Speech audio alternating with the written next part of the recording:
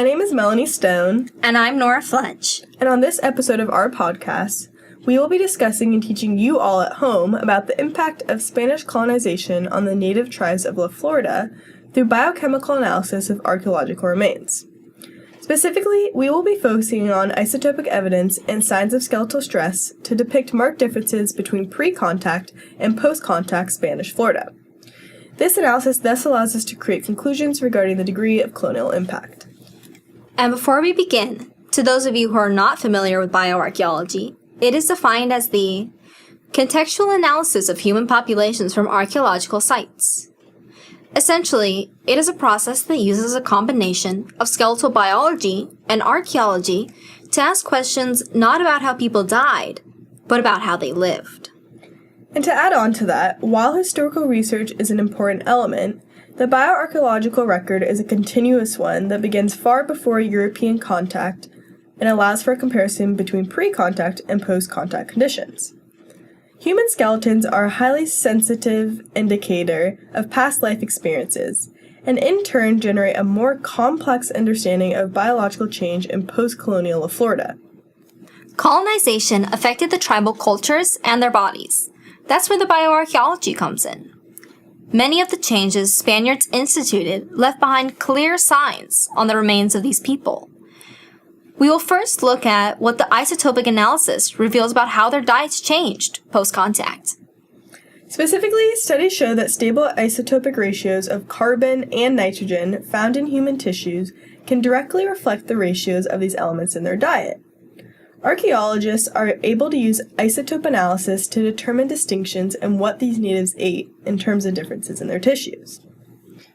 We can see this in a study by archaeologist Clark Larson, in which he took samples from 184 individuals from 7 mission sites in Georgia and Florida. These areas were divided temporally and geographically. But before we dive in, it's important to clarify what different isotopic ratio results infer.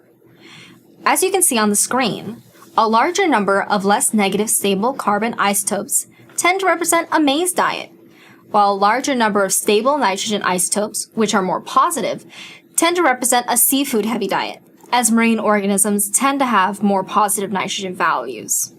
So now that this is understood, we can discuss Larson's first analysis, which looks at temporal comparisons of diet between Georgia, inland and coastal, in the early prehistoric and late prehistoric periods. Specifically, research shows that in inland Georgia, there is a shift to less negative stable carbon isotope ratios and less positive stable nitrogen isotope ratios.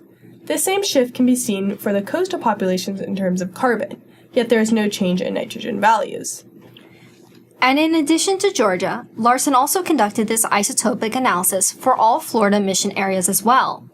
He used this to compare two Georgia regions.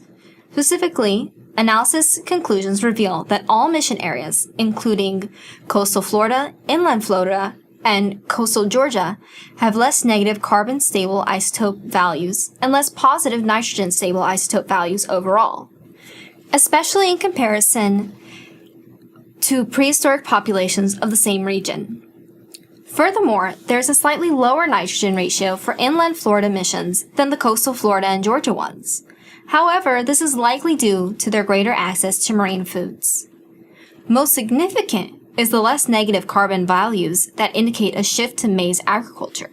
The less positive stable nitrogen isotope ratios further reflect an overall reduction in marine food consumption, and thus a shift from a protein-based diet to a carbohydrate-based one.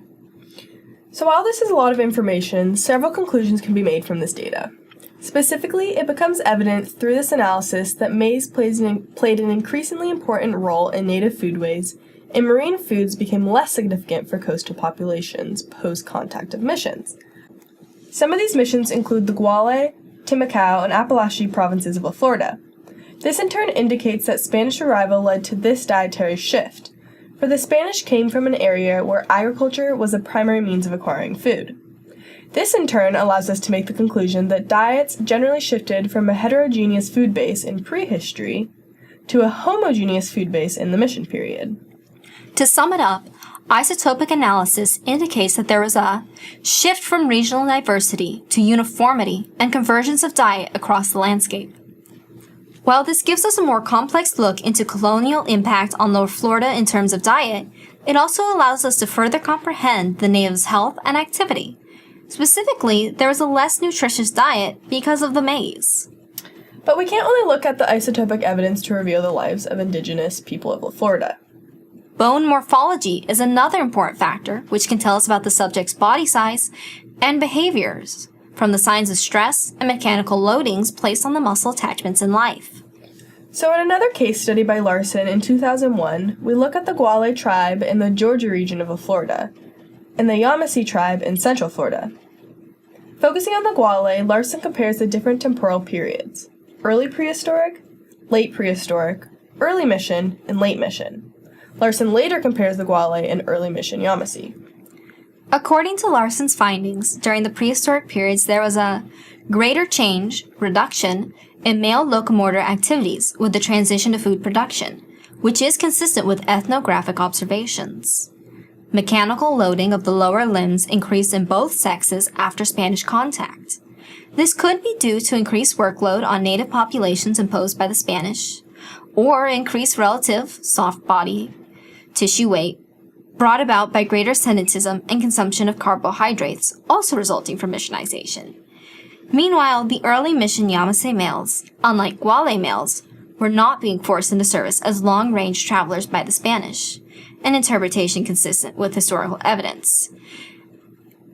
They exhibited bone stress similar to that of the pre-contact Guales.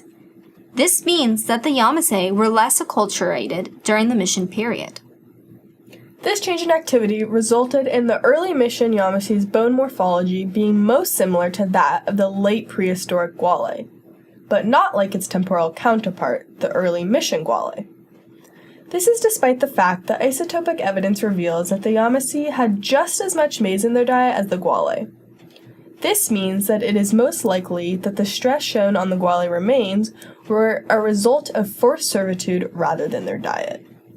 To summarize it all, these bioarchaeological research methods provide evidence that Spanish contact drastically altered the lives of the native peoples of Florida, such that they enforced uniformity in their diet and behavior.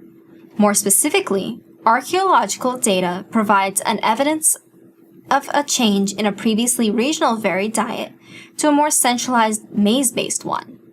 In addition to this, there was a shift from mobile living to static activities centered mainly around mission life, except for in those males who were pressed into long-distance servitude. So that's all that we have for today. Thank you for listening to our podcast. We hope that you learned a lot, and join us next time on the next episode. Bye!